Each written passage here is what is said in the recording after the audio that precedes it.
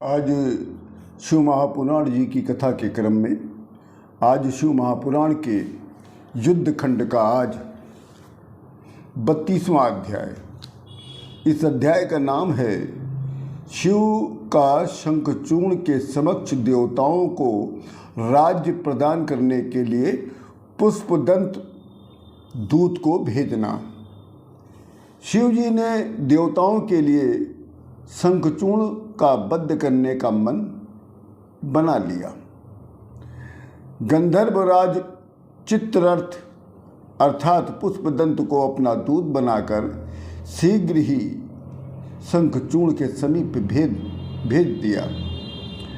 12 दरवाजों से युक्त द्वारपालों से नियुक्त शंखचूर्ण के भवन में चित्ररथ पुष्पदंत को दूत बनाकर भेजा गया। वहाँ पर शंखचूर्ण के पास उनका दूत पहुँच गया। शंखचूर्ण जो था 3 करोड़ों राक्षसों से घिरा हुआ था और 100 करोड़ शस्त्रों से युक्त राक्षस उसकी रक्षा में रत्न जड़ित सिंहासन पर आसीन होकर उसकी रक्षा कर रहे थे। तब पुष्पदंत पहुंचकर कहते हैं कि हे शंखचूर्ण, मैं शिव जी का दूत हूँ, मेरा नाम पुष्पदंत है। शिव जी ने कहा है कि तुम देवताओं का राज्य और उनका अधिकार शीघ्र ही लौटा दो, वापस कर दो, या तो शिव जी के साथ युद्ध करने के लिए तैयार हो जाओ। शिव जी ने कहा है कि मैं सज्जनों का रक्षक हूँ और देवता लोग मेरे शरणागत हैं, अतः मैं महारुद्र होने पर तुम्हारा वध अवश्य कर दूंगा। हे शंखचूर्ण, तुम देवताओं का राज्य देना चाहते हो या युद्ध करना चाहते हो?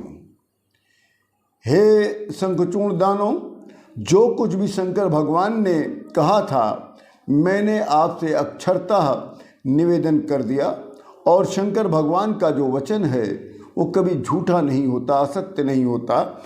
अब आप अपना निर्णय बताएं जो मैं शंकर भगवान को बता सकूं। तब शंखचूर्ण कहता है कि हे दूत, ये पृथ्वी जो है वीर भोग्या है, जो वीर है वही पृथ्वी को भोग पाएगा, और मैं देवताओं का राज्य और अधिकार देने वाला नहीं हूं। जिस राजा के ऊपर चढ़ाई होती है, जिस राजा के राज्य में युद्ध होता है, उस पर दुश्मन लोग उससे युद्ध करते हैं, उसी राजा को वीर कहा जाता है। तो तुम जाकर अपने रुद्र से कह दो, मैं वीर यात्रा के विचार से प्रातःकाल उधर ही आ रहा हूँ। तब पुष्पदंत पुनः कहते हैं, हे दानवेंद्र शंखचूर्ण, तुम शिव जी के किसी गण से भी युद्ध में के सामने ठहर नहीं सकते। शिव जी के सम्मुख खड़े होना तो बहुत बड़ी बात है, असंभव है। अतः तुम देवताओं को उनका राज्य, उनका अधिकार वापस कर दो, और जीने की इच्छा हो तो पाताल में जाकर निवास करो। तुम शंकर भगवान को सामान्य देवता मत समझो। शंकरः परमात्मा हि सर्वे पामीश्वरेश्वरः। शंकर भगवान जो हैं सभी राजाओं के राजेश्वर हैं। प्रजापतियों सहित इंद्रादि सभी देवता, सिद्ध मुनि, शेषादिक उनके वंशवर्ती हैं।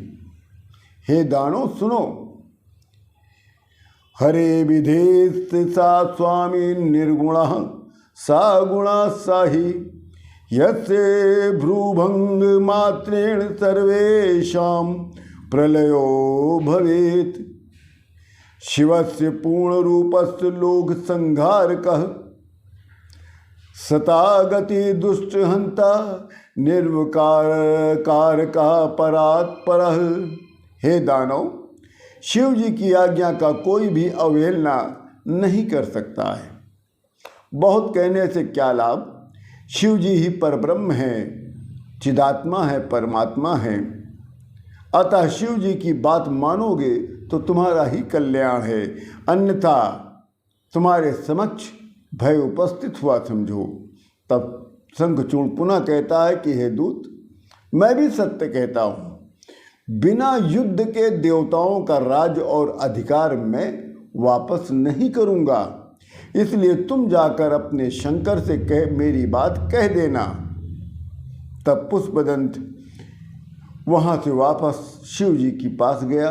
शिव जी को प्रणाम करके, उनकी वंदना करके, शंखचूर्ण दानव की जो भी वार्ता हुई थी वो सारी वार्ता शंकर भगवान को उसने बता दिया। इसी के साथ शिव महापुराण जी के युद्ध खंड का ये 32वां अध्याय पूर्ण होता है। आप सभी लोगों को राम राम।